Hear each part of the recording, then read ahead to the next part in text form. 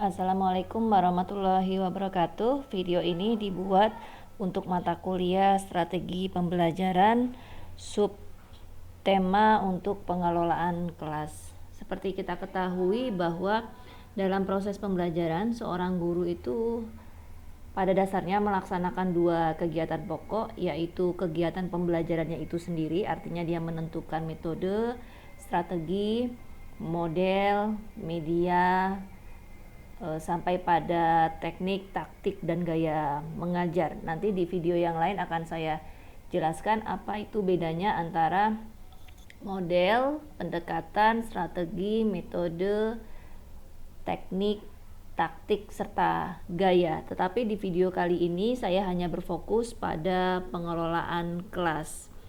Karena pada dasarnya dalam proses pembelajaran itu ada dua kegiatan pokok yang harus guru lakukan, yaitu pada kegiatan pembelajarannya dan kegiatan pengelolaan kelas. Guru yang profesional tentu wajib mampu mengelola kelas dengan baik. Kenapa dikatakan bahwa pengelolaan kelas itu wajib dilakukan oleh guru? Karena siswa sebagai subjek belajar memiliki latar belakang dan sifat-sifat yang berbeda. Mereka berasal dari lingkungan keluarga yang berbeda. Kemudian datang ke sekolah, bertemu dan berpadu serta berinteraksi di dalam kelas, sehingga sudah pasti akhirnya karakteristik dari setiap siswa memiliki keunikan dan kepribadiannya masing-masing. Sehingga tugas guru untuk menyelaraskan antara keragaman karakteristik yang dimiliki siswa itu agar pembelajaran dapat berlangsung secara tertib dan selaras. Secara pengertiannya, pengelolaan kelas dianggap sebagai serangkaian kegiatan guru yang ditujukan untuk mendukung munculnya tingkah laku siswa yang diharapkan dan menghilangkan tingkah laku siswa yang tidak diharapkan, mampu menciptakan hubungan interpersonal yang baik antara guru siswa, siswa dengan siswa, serta iklim sosial emosional yang positif, serta menciptakan dan memelihara organisasi kelas yang produktif dan efektif. Seperti kita ketahui bahwa ketika siswa itu datang ke sekolah, lalu kemudian dia masuk ke dalam kelas, ada berapa jam yang dibutuhkan oleh siswa itu untuk duduk di dalam kelas. Kecenderungannya semakin tinggi tingkat usia peserta didik, sebenarnya akan lebih mudah guru itu dalam melakukan pengelolaan kelas. Bandingkan jika guru itu melakukan pengelolaan kelas untuk anak level usia dini atau misalkan anak usia sekolah dasar 7-12 tahun. Nah, diperlukan suatu strategi pengelolaan kelas yang harus dilakukan oleh guru agar siswa-siswa yang memang pada dasarnya atau perkembangan motoriknya sedang lagi aktif itu harus dikondisikan untuk supaya ke kelas itu terjadi secara kondusif. Tentu bagi mahasiswa saya yang memang mereka praktek pengalaman lapangan ke sekolah-sekolah, itu biasanya terkejut seringkali di siswa sekolah dasar, terutama misal kelas 1 SD. Kenapa kok kelas 1 SD ini sangat riuh sekali gitu ya, sangat ramai sekali di dalam kelas? Karena pada dasarnya perkembangan mereka itu perkembangan yang energinya masih banyak, mereka senang bergerak ke sana kemari, sehingga tidaklah mungkin metode pembelajaran atau pengelolaan kelas yang dilakukan akan sama seperti kalau seorang guru mengajar di level SMP ataupun di level SMA. Tentu semakin rendah usia peserta didik, dibutuhkan kerja ekstra dari seorang guru agar menciptakan strategi pembelajaran yang mampu mengkondisikan terjadinya ketertiban dalam kegiatan pembelajaran di kelas. Kalau kita lihat secara harfiahnya, pengelolaan kelas itu terdiri dari dua kata, pengelolaan dan kelas. Pengelolaan artinya manajemen, ketatalaksanaan, keteraturan, sedangkan kalau kelas itu adalah satu kondisi ruang tempat yang digunakan, yang ditata sedemikian rupa dan digunakan untuk kegiatan pembelajaran sehingga diperlukan kelayakan dan kenyamanan dari kelas itu agar mampu menciptakan kondisi kondusif bagi siswa dan dijadikan tempat kegiatan pembelajaran. Di dalam pengelolaan kelas dibutuhkan untuk pengefektifan kedisiplinan. Artinya bahwa ketika kita sebagai seorang guru dan mau pengelolaan kelas itu berjalan secara tertib, langkah pertama yang harus dilakukan itu adalah menertibkan atau membuat disiplin bagi para peserta didik. Bagaimana caranya? Kita buat aturan secara bersama. Siapa yang melanggar, maka akan dikenai misalkan ganjaran atau hukuman, ya, meskipun hukumannya tidak dalam bentuk fisik. Tapi itulah yang perlu dilakukan oleh guru dan itu harus disepakati secara bersama. Jadi ketika ada seorang anak yang melakukan pelanggaran yang sama dan terus berulang-ulang kali dilakukan, maka ya hukumannya juga tetap akan sama, ya. Siapa yang tidak mengerjakan tugas, maka gitu ya. Tapi hendaknya pengefektifan kedisiplinan yang dilakukan oleh guru itu harus memberikan pengaruh yang positif, ya. Bukan berarti dia hukumannya, misal kalau anak itu tidak mengerjakan tugas lalu anak diminta untuk berlari di lapangan, itu bukan hukuman yang baik karena melibatkan aktivitas fisik. Tapi kalau misalkan buat perjanjian, siapa yang tidak mengerjakan tugas maka diwajibkan untuk mengajarkan temannya mengenai tugas yang tidak dikerjakan. Itu jauh lebih positif dibandingkan meminta anak untuk berlari di lapangan, ya. Lalu yang kedua, pengelolaan kelas juga digunakan untuk pengkondisian kelas. Pengkondisian kelas itu menandakan bahwa ada sarana fisik yang harus diatur agar siswa itu merasa nyaman tinggal di dalam kelas. Berarti alat-alat mengajar, tempat duduknya, dinding-dindingnya harus dihias hasil karya siswa. Lalu bagaimana penempatan lemari bukunya, itu menentukan pengkondisian kelas. Kalau ada satu sekolah ataupun ada satu kelas di mana dindingnya bersih dari tidak ada satupun hasil karya siswa yang ada di dalamnya, maka itu perlu dipertanyakan, gitu ya. Kelas yang ideal adalah kelas yang menyajikan atau kelas yang memamerkan hasil karya siswa dan kemudian siswa bisa mengetahui bahwa hasil karya dia dipamerkan. Dengan harapan ketika hasil karya siswa itu dipamerkan di kelas atau ditempelkan di dinding, dia akan merasa bahwa oh, hasil karya yang sudah saya buat capek-capek ternyata dihargai oleh bapak dan ibu guru saya, sehingga mampu nantinya meningkatkan motivasi siswa di dalam belajar dibandingkan dengan seorang guru menugaskan kepada siswa tentang suatu hal tetapi tidak pernah diberikan feedback atau umpan balik. Nanti akan ada asumsi dari siswa, oh, Bapak A ini memberikan tugas saja tapi tidak pernah memberikan penilaian ataupun komentar ataupun tidak pernah karya saya dipajang di kelas, ya. Jadi beda kalau Anda itu sebagai pengajar di level universitas, maka memang tidak akan pernah Anda di ruang kelas itu menempelkan gambar-gambar karena sudah tidak berada pada tahap usianya lagi. Tapi bedakan dengan tahap di level sekolah dasar atau di level TK.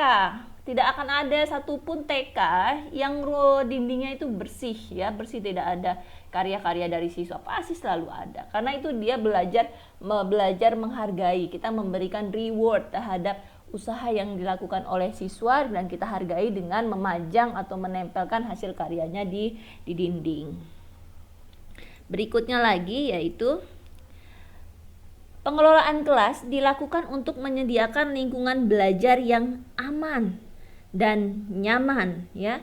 Kenapa kok dilakukan menyediakan lingkungan belajar yang aman dan nyaman? Ketika siswa itu merasa bahwa lingkungan belajar saya itu nyaman, maka dia akan betah di dalam belajar. Sekarang bandingkan, ya, satu kelas misalkan. Kelasnya itu sudah dia berada di lingkungan jalan raya, pinggir jalan, ya. Lalu kemudian yang kedua itu area pabrik, ya. Lalu kemudian yang ketiga tidak ada satupun alat pendingin udara, taruhlah kipas angin minimal tidak diberikan di dalam kelas, maka sudah pasti siswa itu akan tidak betah di dalam ruang kelas, ya.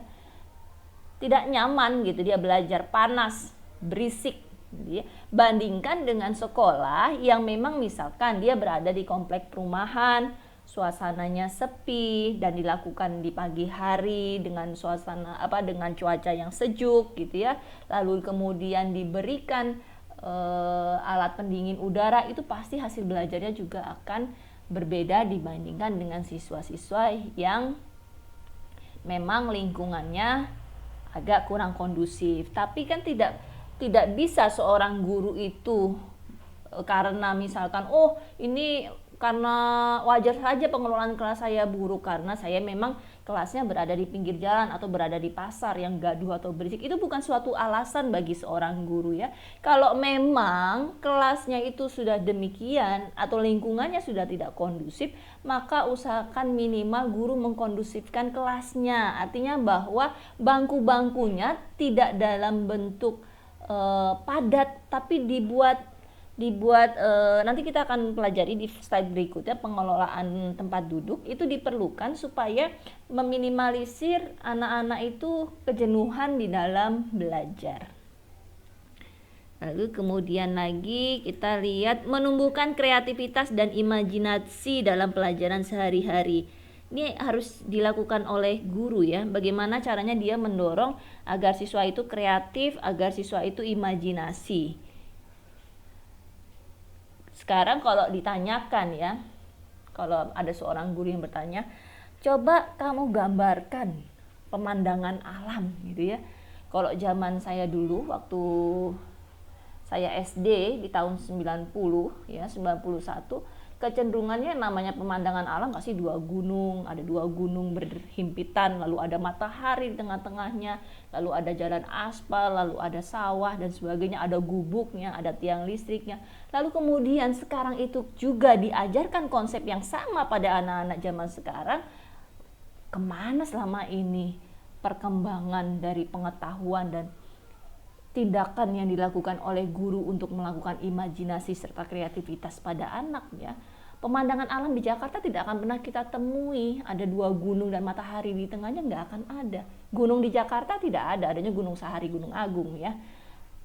Berbeda kalau misalkan anak itu memang dia tinggal di daerah pedesaan. Jadi ketika guru itu memberikan sebuah tugas, usahakan tugasnya itu yang sifatnya kontekstual dengan lingkungan di mana anak itu berada ya, dan biarkanlah mereka berimajinasi. Dan kita sebagai seorang guru hanya tinggal memberikan atau menanyakan, kenapa nak kok demikian, kenapa nak kamu menjawab demikian gitu ya. Jangan langsung salah. Misalkan seorang anak mewarnai gunungnya dengan warna merah gitu, kenapa gunungnya warna merah gitu ya, tapi tanyakan, jangan bilang gurunya warna merah itu salah gitu, tidak, tapi tanyakan kenapa kamu menggambar gunung berwarna merah. Kita dengarkan opini, cerita yang yang diberikan oleh si anak. Nah, disitulah kreativitas dan imajinasi itu akan selalu berkembang kalau anak-anak tidak dibatasi dari sejak dini kekreativitasannya ya.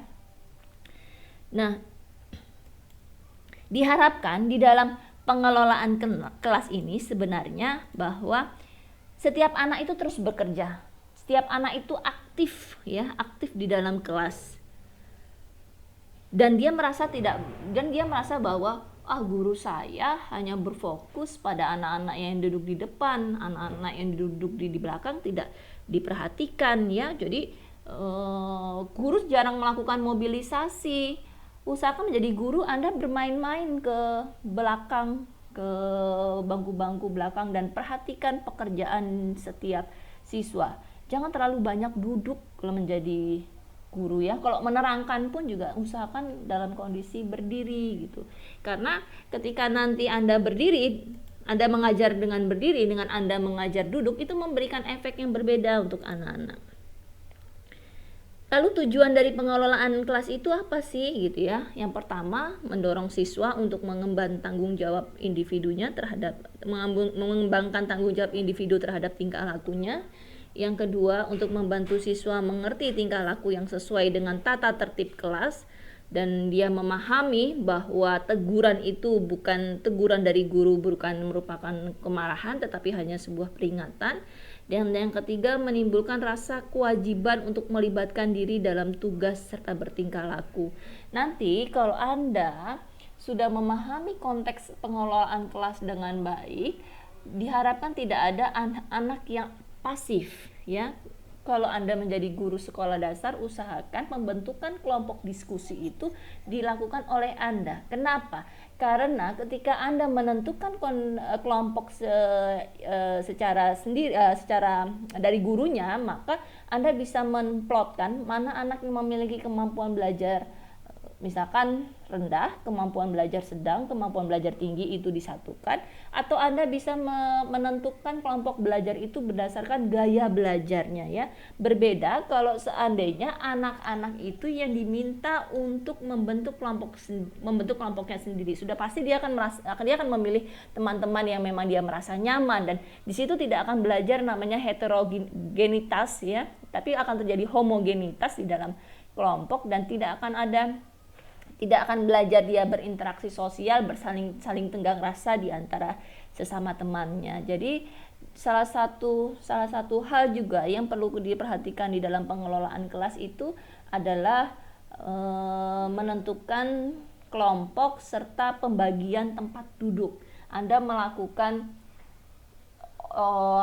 rotasi bangku ya. Anda lakukan rotasi bangku, boleh beragam, boleh 2 minggu sekali atau 1 bulan sekali, supaya memberikan kesempatan bagi anak-anak itu, dia bisa duduk di depan, dia bisa duduk di belakang, teman kiri kanannya juga berbeda, sehingga lebih membangun dan lebih mengenal temannya masing-masing. Slide berikutnya, pengelolaan kelas berbeda untuk setiap orang. Tentu, kenapa? Karena itu bergantung pada gaya mengajar dari masing-masing guru. Barangkali ada guru yang pintar sekali dia melakukan jok-jok ya, lelucon untuk siswa, pasti kelas akan lebih hidup. Tetapi bagi guru yang tidak memiliki kemampuan untuk lelucon dan segala macam, maka salah satu strategi yang harus dilakukan, dia harus bermain-main dengan penataan ruangan, dia harus bermain-main dengan penataan tempat duduk, dia harus bermain-main dengan metode pembelajaran ya, kalau memang gaya mengajarnya kurang humoris misalkan. Lalu kemudian sikap atau kepribadian. Pada dasarnya sikap dan kepribadian ini bergantung pada guru juga ya. Artinya bahwa seorang guru itu harus ramah. Ketika dia masuk ke dalam kelas, dia harus melupakan setiap persoalan yang dia miliki, dan dia harus berhadapan, dan dia harus memberikan sebuah pelayanan yang optimal kepada siswa, karena siswa itu tidak pernah tahu apa permasalahan yang dialami oleh gurunya. Saya nggak mau tahu guru saya banyak utang. Yang saya tahu, ketika guru saya masuk ke dalam kelas, harus dengan muka yang ramah, muka senyum gitu ya, dengan suara yang tidak terlalu tinggi, dengan suara yang rendah, lalu memposisikan posisi berdiri bagi kalau ada siswa yang bertanya, hampir sama dengan siswa. Sama seperti kalau seorang pramugari di pesawat kan dia cenderung menunduk, itu memberikan penghargaan terhadap penumpang. Begitu juga oleh guru hendaknya ketika ada siswa yang bertanya, dekati, lalu kemudian agak menunduk. Terkesan bahwa sikap atau kepribadian yang diberikan oleh guru sikapnya ramah. Dengan sikap guru yang ramah gitu ya, menganggap siswa itu sebagai mitra belajar, sudah pasti siswa itu akan merasa nyaman dengan gurunya. Sekarang udah nggak ada lagi istilahnya guru itu nasibmu di ujung penaku gitu ya. Wah, itu kalau guru seperti itu bisa bahaya sekali. Lalu kemudian jumlah siswa juga mempengaruhi. Sering yang ditanyakan oleh mahasiswa saya adalah, Bu, barangkali mudah kalau di sekolah swasta ya, dengan ruang kelas yang lebih luas gitu ya, dia melakukan orientasi dia akan melakukan rotasi bangku, tapi bagaimana dengan jumlah siswa yang banyak, misalkan dan itu ruang kelasnya yang sempit, apa yang harus dilakukan? Kalau sudah seperti itu, maka tidak bisa pengaturan tempat duduk dilakukan. Jangan memaksakan sesuatu hal yang tidak bisa dilakukan. Berarti kalau tidak bisa dilakukan, yang harus Anda lakukan adalah Anda melakukan rotasinya bukan rotasi bangkunya, tetapi rotasi siswanya. Dan metode pembelajarannya dibuat aktif, bergerak ya. Usahakan masing-masing banjar itu ada, banjar tempat duduk itu ada ruang space buat siswa itu bisa berjalan ya. Sehingga tidak semua strategi pengelolaan kelas yang dilakukan oleh guru A akan efektif dengan guru B. Itu sangat bergantung pada gaya mengajarnya, pada sikap atau kepribadiannya, dan pada jumlah siswanya. Sehingga kalau misalkan guru A mengajar di satu sekolah swasta bagus gitu ya, lalu kemudian dia mengajar di satu sekolah yang biasa-biasa saja gitu, lalu kemudian dia bilang di sekolah swasta yang bagus, dibilang saya menggunakan strategi pengelolaan kelas bla bla bla bla bla. Lalu kemudian si guru B ini melakukan penerapan strategi yang dilakukan guru A, lalu kemudian hasilnya ternyata tidak berhasil di kelas saya. Ya karena memang setiapnya beda gitu. Begitu juga dengan metode pembelajaran. Metode pembelajaran A tidak selamanya efektif untuk kedua kelas dengan mata pelajaran yang sama, dan itu pernah saya rasakan. Ketika saya mengajar untuk mahasiswa eksakta, teknik, lalu kemudian di kelas yang B saya mengajar untuk mahasiswa sosial, metode pembelajarannya adalah diskusi presentasi kelas. Ternyata di kelas yang sosial lebih hidup, di kelas yang teknik kurang hidup gitu ya. Lalu apakah pengelolaan kelas yang saya lakukan harus terus memaksakan bahwa mahasiswa harus tetap menggunakan metode diskusi? Enggak, langsung saya ubah strateginya. Jadi sebagai seorang guru, kita itu adalah director, kita itu adalah pengarah gerak, pengarah kegiatan. Ketika satu pengelolaan kelas atau ketika satu penentuan metode yang dilakukan tidak efektif untuk kelas itu, langsung ganti gitu ya. Jadi jangan guru tuh jangan terlalu kaku gitu ya dengan satu metode tertentu. Atau misalkan begini, sering saya temui atau sering mahasiswa ceritakan, ketika dia praktek mengajar, dia sudah siap dengan dengan berbagai media, taruhlah misalkan media video, lalu tiba-tiba ketika mau mengajar mati lampu gitu ya, karena dia belum terbiasa menjadi guru atau jam terbang ngajarnya belum banyak ya, karena memang masih mahasiswa, panik gitu ya. Lalu saya bilang, ketika Anda menentukan rencana kegiatan pembelajaran atau kita sebut sebagai RPP, maka wajib bagi Anda sudah memberikan alternatif metode lainnya dan tidak berfokus hanya pada satu media tertentu saja ya. Bahwa kalau misalkan hari ini video, ya video aja, nggak begitu. Anda harus memiliki beberapa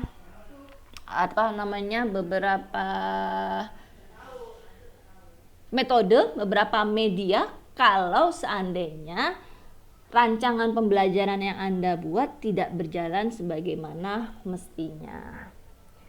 Oke, lalu kemudian usahakan mencoba strategi yang berbeda ya. Kalau misalkan satu strateginya tidak berjalan sesuai rencana, maka besoknya diubah. Kenapa RPP itu dibuatnya harian, bukan dalam satu semester langsung dibuat? Karena kita mau melihat karakteristik siswa saya di kelas A, apakah bisa menggunakan strategi pengelolaan kelas yang demikian gitu ya. Apakah strategi pengelolaan kelas yang A itu juga bisa strategi pengelolaan kelas di kelas A apakah juga ampuh untuk strategi pengelolaan kelas B? Kalau seandainya tidak ampuh, maka RPP-nya juga akan berbeda. Sehingga yang namanya RPP itu akan sangat bergantung pada karakteristik dari siswa di kelas tersebut. Kita lihat lagi sekarang. Nah, masalah manajemen kelas itu menjadi perhatian utama bagi guru pemula. Guru-guru yang memiliki jam terbang belum banyak ya, dan itu saya rasakan ketika membimbing mahasiswa untuk PKL atau PPL, dan mereka sering mengeluh, aduh Bu, lelah sekali ya ngajar, harus teriak-teriak dan sebagainya. Ya jelas kamu teriak Kalau misalkan metodenya hanya seperti itu dari hari ke hari, tidak ada metode lainnya dan tidak membuat siswa aktif. Guru hanya berada di depan kelas tanpa dia melakukan mobilisasi ke belakang dan tidak memeriksa dan tidak memberikan perhatian terhadap LKPD yang diberikan ke siswa, maka jangan harap bahwa manajemen kelasnya akan berlangsung dengan baik. Salah satu kuncinya ketika seorang guru benar dia di dalam melakukan kegiatan pembelajaran, maka pembelajar dia akan merasa nyaman di dalam membelajarkan siswa, ya. Dia sudah tahu strategi-strategi apa yang harus saya lakukan. Jadi sebagai seorang guru itu sudah bukan lagi memikirkan besok materinya itu begini, maka saya belajar materi, bukan. Yang dilakukan oleh seorang guru di dalam pengelolaan kelas adalah menentukan besok anak-anak saya supaya bisa belajar diapakan metodenya. Apa yang harus saya lakukan di dalam pengaturan ruang kelasnya. Bangkunya mau dibuat seperti apa? Misalkan contoh Anda mau menggunakan metode pembelajaran TGT, maka kondisi kelasnya seperti apa yang sesuai untuk metode pembelajaran TGT. Misalkan lagi, metode pembelajarannya itu adalah number head together atau NHT, maka kondisi ruang kelas yang bagaimana yang mendukung untuk pembelajaran dengan NHT. Nah, itulah yang Anda pikirkan sebagai seorang guru.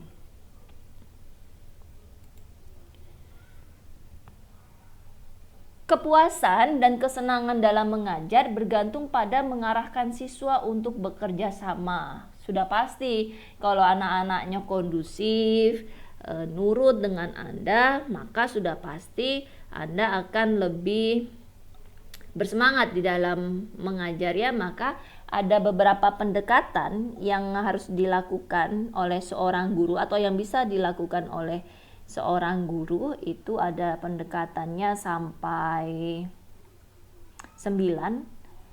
Pendekatan kekuasaan. Pendekatan kekuasaan itu artinya bahwa proses pengelolaan kelas dilakukan dengan mengontrol tingkah laku siswa. Jadi siswa diminta untuk disiplin, adanya kekerasan di dalam aturan yang harus ditaati anggota kelas. Jadi kayak tadi saya sebutkan di awal, kalau siswa tidak disiplin maka diberikan hukuman. Itu adalah pendekatan kekuasaan, ya. Lalu kemudian pendekatan ancaman.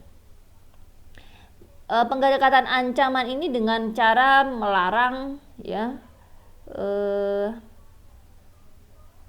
mengejek, menyindir, memaksa berupa instruksi dan sebagainya. Tapi saya tidak merekomendasikan, ya, pendekatan kekuasaan, pendekatan ancaman ini digunakan, karena kalau besok Anda mengancam, saya yakin siswa-siswa SD itu takut dia datang ke sekolah.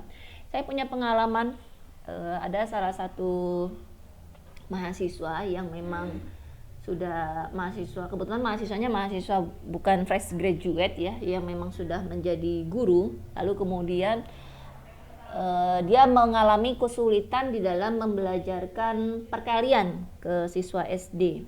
Lalu dia bilang ke saya, "Bu, kemarin saya melakukan strategi untuk supaya siswa itu bisa perkalian adalah sebelum siswa itu masuk di pagi hari, setiap anak berkewajiban untuk menebak perkalian yang saya tanyakan ke setiap anak. Baru kalau dia bisa menjawab, dia boleh masuk." Gitu ya. Lalu saya tanya, "Efektif nggak itu, Bu?" "Nggak efektif, Bu." Kenapa tidak efektif? Tidak efektifnya besok ternyata ada satu anak yang takut dia datang ke kelas. Dia memberitahukan ke orang tua bahwa saya nggak mau datang ke sekolah, karena kalau datang ke sekolah selalu ditanyakan. Nah, itu yang membedakan siswa SD dengan siswa level menengah, ya. Jangan pernah atau hindari Anda sebagai seorang guru itu menunjuk langsung ke satu anak. "Coba Ali, jawab pertanyaan ibu." Enggak, tapi berikan pertanyaan itu untuk ke seluruh kelas. Bagaimana kalau ada anak yang diam saja, tidak pernah memberikan respon terhadap pertanyaan siswa? Maka model penugasan yang diberikannya jangan dalam bentuk lisan, tapi dalam bentuk tulisan. Misalkan, Lalu bagaimana dengan anak-anak yang gaya belajarnya dia itu adalah audio, yang senang sekali cerita gitu ya, ceriwis lah bahasa ya ininya. Nah, berarti berikanlah dia ujian-ujian yang sifatnya lisan. Jadi ketika Anda menentukan tipe atau jenis evaluasi, Anda lihat juga gaya belajar si anak. Yang ketiga, ada lagi pendekatan kebebasan. Pendekatan kebebasan ini guru berupaya supaya anak itu merasa bebas dan mau mengerjakan tugas ya kapan saja dan di mana saja. Nah, ini yang mungkin tantangan bagi seorang guru ya. Lalu pendekatan resep ini adalah memberikan satu daftar. Anda membuat satu daftar yang menggambarkan apa yang harus dikerjakan dan tidak boleh terjadi di dalam kelas. Jadi seperti kita bersama-sama yuk nak membuat aturan kelas yang perlu kita sepakati, misalkan poinnya sampai 8 ya, taruhlah misal 1, baju seragam dikenakan dengan rapi gitu ya. Lalu kedua, ketika masuk ke kelas biasakan mengucapkan salam ya. Itu adalah kesepakatan antara guru dengan siswa dan kemudian ditempel di dinding kelas. Jadi mereka bisa paham kalau salah satu dari mereka melanggar, maka mereka tahu konsekuensinya ya. Lalu kemudian pendekatan pengajaran. Pendekatan pengajaran ini menganjurkan tingkah laku guru dalam mengajar diharapkan mampu menghentikan tingkah laku anak didik yang kurang baik ya, yang kurang tertib, maka dibuat menjadi tertib. Lalu kemudian pendekatan perubahan tingkah laku. Perubahan tingkah laku sesuai dengan namanya, maka pengelolaan kelas yang dilakukan diharapkan dapat mengembangkan tingkah laku anak didik yang baik dan mengubah atau mencegah terjadinya tingkah laku yang kurang baik ya. Lalu pendekatan emosi dan hubungan sosial. Nah, ini Anda harus mampu menciptakan interaksi sosial yang humanis antara guru dengan siswa atau sesama siswa lain. Jangan pernah melabeli anak-anak ya. Misalkan, oh si Ali ini anaknya nakal dan sebagainya gitu. Tidak ada anak yang nakal ya, cuma dia mungkin perlu perhatian lebih daripada kita. Dan bukan juga berarti bahwa ketika ada anak nakal juga Anda memberikan perhatian yang lebih sekali gitu ya dibandingkan ke anak-anak yang lainnya, tidak. Tapi Anda mengenal, Anda memberikan perhatian, misalkan kenapa nak kemarin nggak masuk, itu juga sudah salah satu bentuk membangun suasana emosi dan hubungan sosial di antara guru dan siswa. Kira-kira demikian pendekatan untuk pengelolaan kelasnya. Kita lanjut ke slide berikutnya. Nah, prinsip-prinsip dalam menata lingkungan fisik kelas. Jadi lingkungan fisik kelas, lingkungan sosial ya agak berbeda. Kalau lingkungan fisik berarti dia berkaitan dengan barang-barang atau benda-benda atau alat-alat mengajar yang ada di dalam kelas. Ada 4 prinsip. Yang pertama, keleluasaan pandangan. Jangan sampai satu kelas itu menjadi penuh gitu. Kalau memang mau ada pojok literasi di kelas, usahakan memang tidak memakan ruang terlalu banyak ya untuk pojok literasi itu. Lalu kemudian mudah dicapai antara meja satu dengan meja yang lainnya, siswa bergerak secara bebas. Lalu barang-barang mudah dipindah ketika diadakan metode pembelajaran tertentu. Ini yang tadi saya katakan ya, kalau TGT, kalau dia NHT gitu, atau misalkan kalau dia itu make a match gitu ya, maka ya harus mudah dipindahkan barang-barang itu. Ini adalah kenyamanan, temperatur, pencahayaan. Ini tadi yang sudah saya jelaskan. Ini salah satu contoh dari suasana pembelajaran di kelas atau pengelolaan kelas yang cukup baik. Terlihat dari jendelanya, ventilasi cukup, lalu dia terang. Anak-anak juga menggunakan meja yang sudah masing-masing seperti ini. Lalu model bangku pengaturannya juga tidak kaku ya. Artinya bahwa misalkan ini 4 anak ini hari ini mungkin duduk di sini, tapi bisa saja 2 minggu berikutnya dia pindah.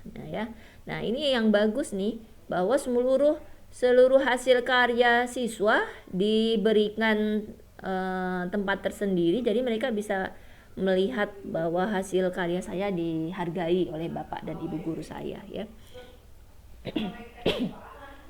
Ini adalah formasi pengelolaan tempat duduk, ada huruf U, ini bangku ya, ini meja, guru biasanya ada di sini, dan bisa juga guru mengajar di tengah-tengah, dan ini yang biasanya dilakukan di pengelolaan kelas untuk perguruan tinggi ya. Lalu ini adalah formasi corak tim. Ketika siswa itu dilakukan secara tim, maka diusahakan dalam bentuk seperti ini. Jadi guru bisa melihat atau guru bebas kemana-mana ya. Bukan berarti numpuk di satu posisi atau satu sisi saja ya. Ini kan guru bisa ke sini, bisa ke sini, bisa ke sini, bisa ke sini, bisa ke sini. Lalu kemudian meja konferensi atau mau dibuat seperti ini juga bisa. Tapi mungkin ini jarang dilakukan kalau yang meja konferensi ini.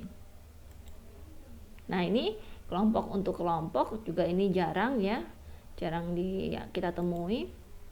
Nah, demikian video penjelasan untuk pengelolaan ruang kelas. Semoga Anda paham apa yang saya jelaskan. Wabillahi taufiq wal hidayah. Wassalamualaikum warahmatullahi wabarakatuh.